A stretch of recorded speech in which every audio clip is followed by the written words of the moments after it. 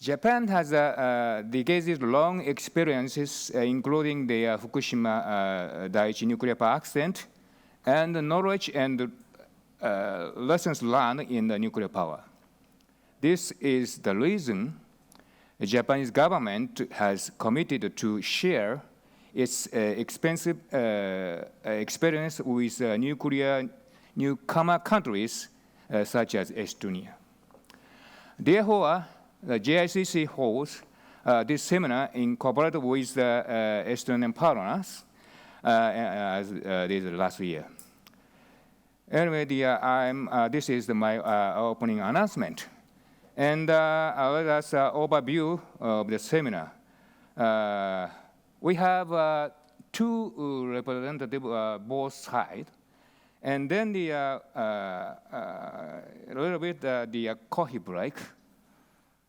And we have first representative from the government of Japan, Mr. Ino. He has introduced nuclear energy policy in Japan. And then from the Estonian expert, they introduced the current status and the challenges of the nuclear power program in Estonia. And then we will enter some topics in the nuclear power development. First speaker, Mr. Uemura from TEPCO. He will make a presentation on the experiences in the build, operating and regulating of the advanced boiling of the reactor.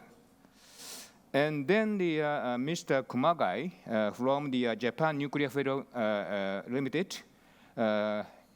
He has a lot of the radio waste management and disposal. And then the Dr. Murakami from the University of Tokyo. Unfortunately, he is not here, but he will join the online. And then he lectured on the nuclear safety leadership and safety culture. And then we have a coffee break the afternoon. And then we will start a panel session on the human resources and capacity building. We will invited some experts from both sides, and moderated by the Ms. Annette Maria Paunet. And then we will close remarks by our executive director from Mr. Toba. So I want to introduce opening remarks. Firstly, from Estonian side, Mr. MEELIS MÜNT, please.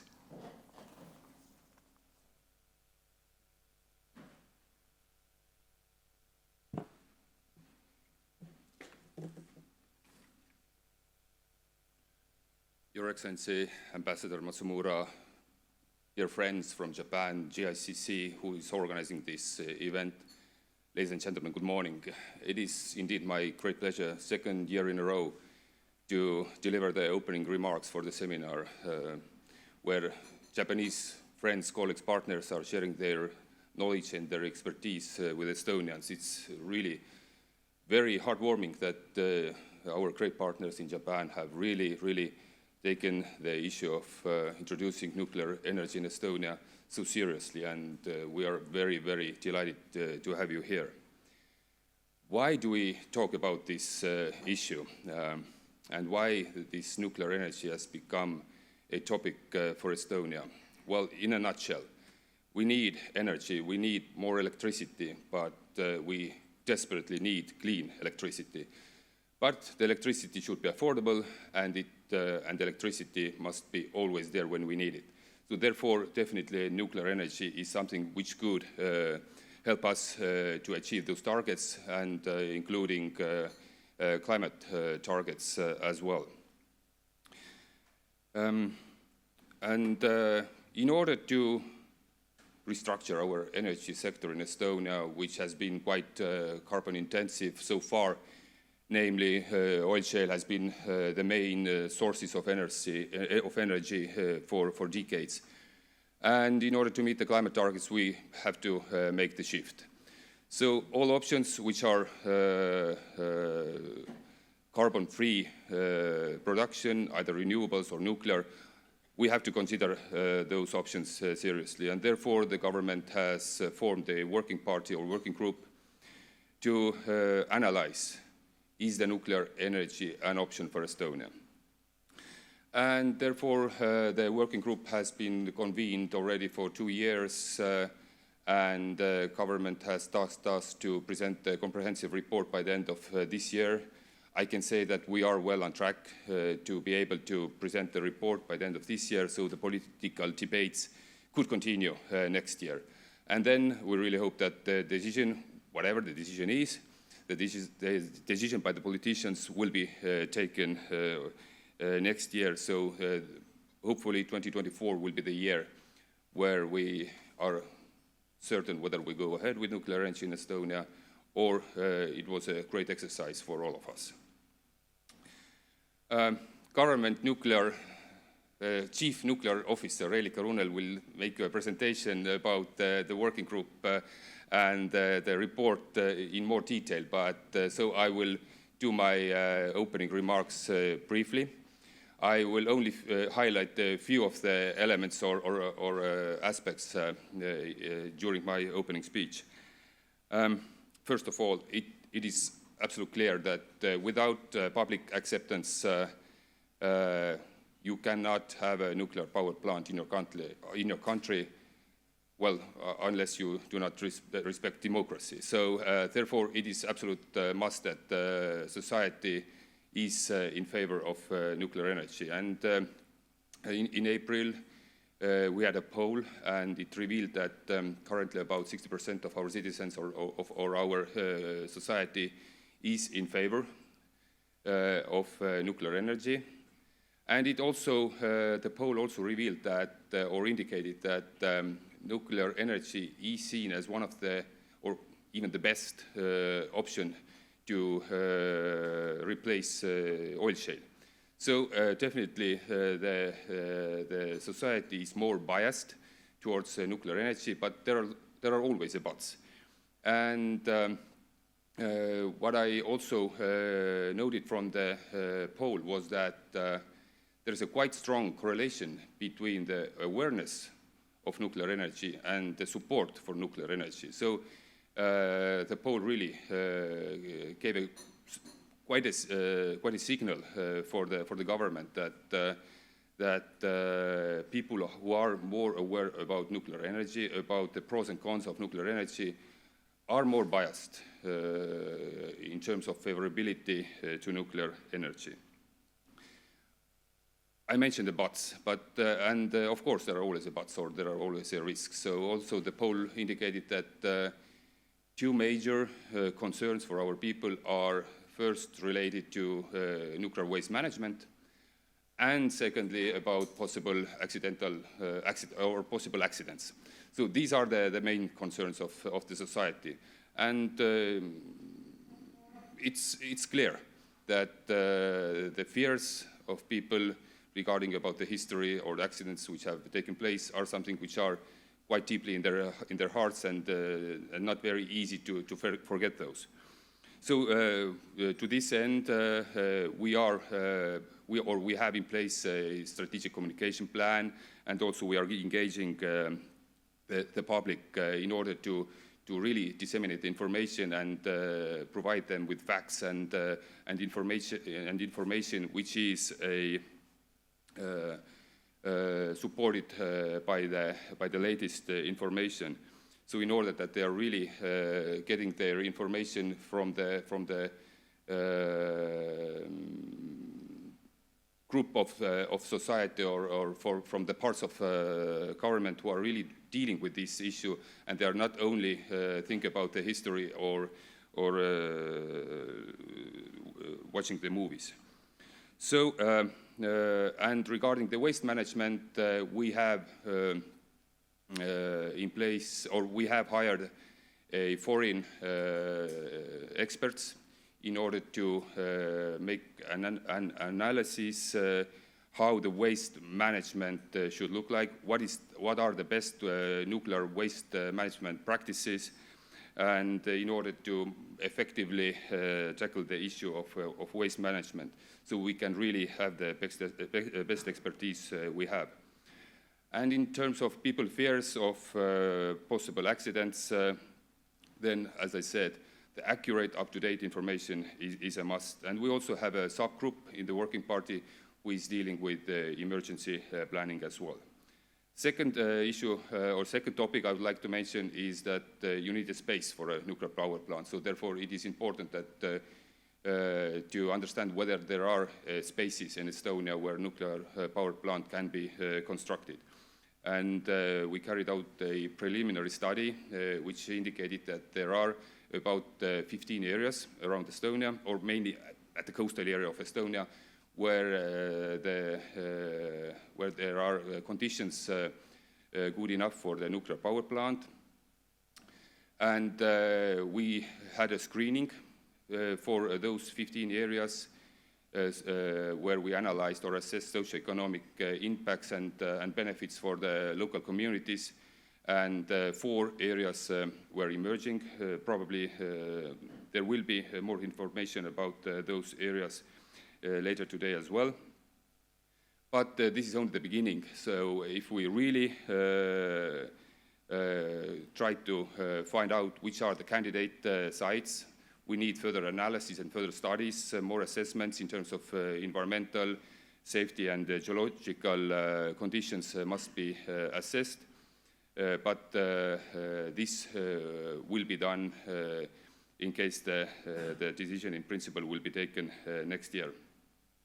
And finally, important issue I would like to raise upon, which has been challenged several times, that we have no competence and no authorized or adequate personnel in terms of operating and regulating the whole nuclear power plant ecosystem. We had tendered a analysis for human resources strategy as well as regulatory framework. It made clear that we really need a separate independent regulatory body in Estonia, which is definitely a task for the government to be, that this authority will be staffed with qualified personnel.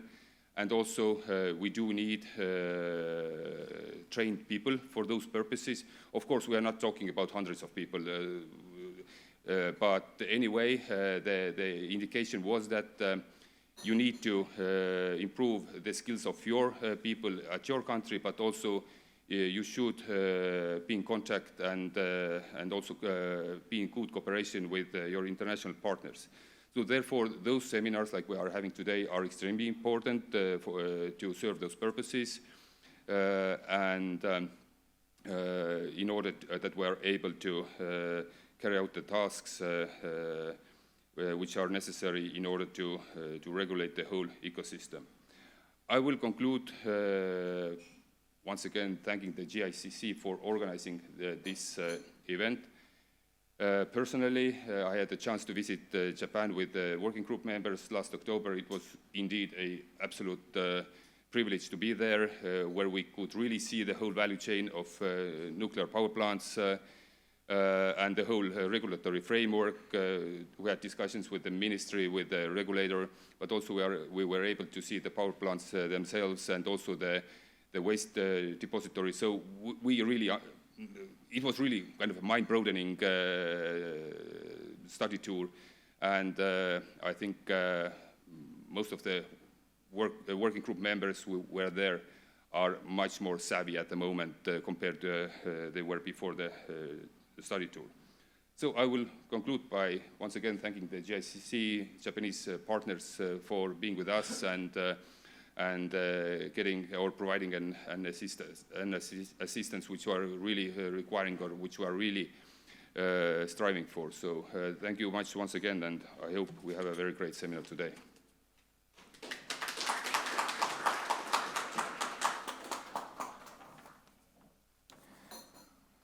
Okay, well, next I wanted to ask His Excellency Mr. Yukihiro Matsumura, Ambassador of the Embassy of the Japan in the Republic of Estonia, or the make opening remarks. Please, Ambassador Matsumura.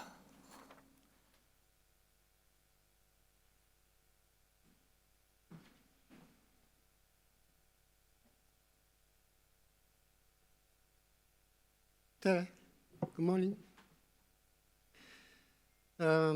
Distinguished participants, ladies and gentlemen, it's a great pleasure to see you all at this seminar on nuclear power here in Tallinn. This is the second seminar following the event last year. As with the previous event, we welcome large audience with keen interests in nuclear power generation. In recent years, the circumstances surrounding energy have completely changed due to transformations in the world situation. Since September 2021, energy prices have risen and remained high due to the resumption of economic activities since the recovery from COVID-19 pandemic and Russia's invasion of Ukraine.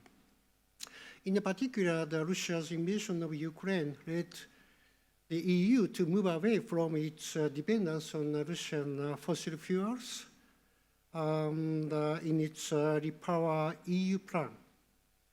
The movement away from fossil fuels and decarbonization has accelerated further over the past year, especially in Europe. In Estonia, following the parliamentary elections in March, a new coalition government was formed last month. The new government appointed a new climate minister to address the green transition more practically. Also, the government plans to launch a new Ministry of Climate this July in order to be able to more smoothly deal with renewable energy in a unified manner. This can be interpreted as a manifestation of Estonia's positive attitude and enthusiasm for climate change and renewable energy. Estonia is a country which is endowed with abundant natural resources of oil shale. Over the last 10 years, however, efforts to spread renewable energy have led to a gradual decline in the amount of power generated by oil shale. Oil shale now produces about 50% of all electricity produced in Estonia, while it accounted for about 80% 5 years ago. In order to respond to these changes in the energy situation and the green transition, and to improve the energy self-sufficiency, it is vital to diversify the energy mix. Against this backdrop, the Estonian government set the ambitious goal in August last year to produce all electricity consumed in the country from renewable energy by 2030. In order to achieve this goal, the government and the companies are promoting the solar and wind power generation throughout the country. On the other hand, due to the need to secure electric power even when the sun does not shine and the wind does not blow, the government has been considering the introduction of nuclear power generation. The Estonian Nuclear Energy Working Group published an interim report in September titled "The Potential Use of Nuclear Energy in Estonia." The working group plans to compile a final report by the end of this year and the government will decide its position on whether Estonia should introduce nuclear power generation. Also, last April, the working group for spatial analysis in the Ministry of Finance identified 4 possible locations for nuclear power plants suitable in Estonia. A private company, the Fermi Energia, is also leading the activity in this regard. The company hopes to start operation of the nuclear power plant in 2031 at the earliest. They conducted a geological survey at the candidate site for the plant, also selected the GE Hitachi's, the modular reactor in February. Each reactor has a capacity of 300 megawatt with a maximum of 4 reactors for a capacity of 1,200 megawatt. This is equivalent to 75% of Estonia's domestic peak consumption of 1,600 megawatts, making it possible to supply electricity stably regardless of the weather. It is also expected that this will further reduce the use of oil shale and contribute to achieving carbon neutrality in Estonia. As you already know, the nuclear power has not only advantages, but also disadvantages.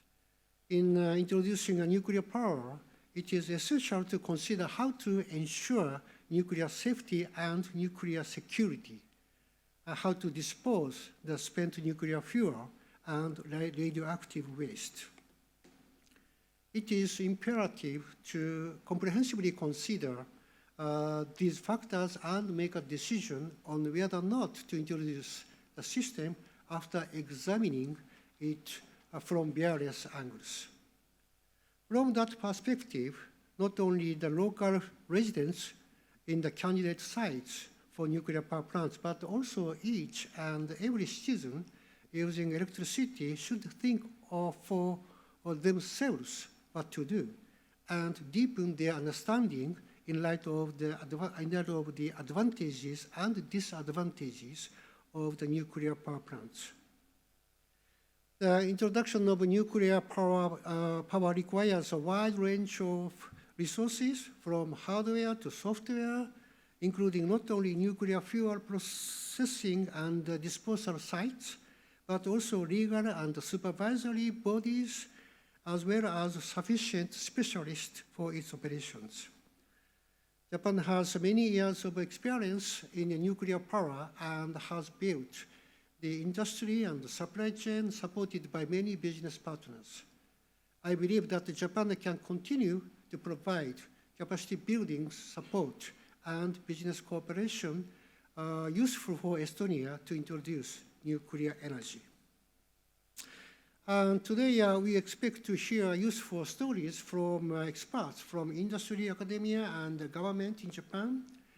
As electricity consumers become more aware of the environment, they will choose electricity not only because of its the low price, but also because of the balance between price and origin.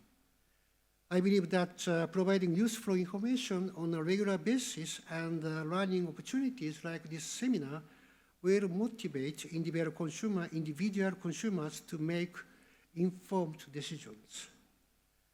I'd like to conclude my remarks with the hope that this seminar will deepen the understanding of nuclear power generation among the participants.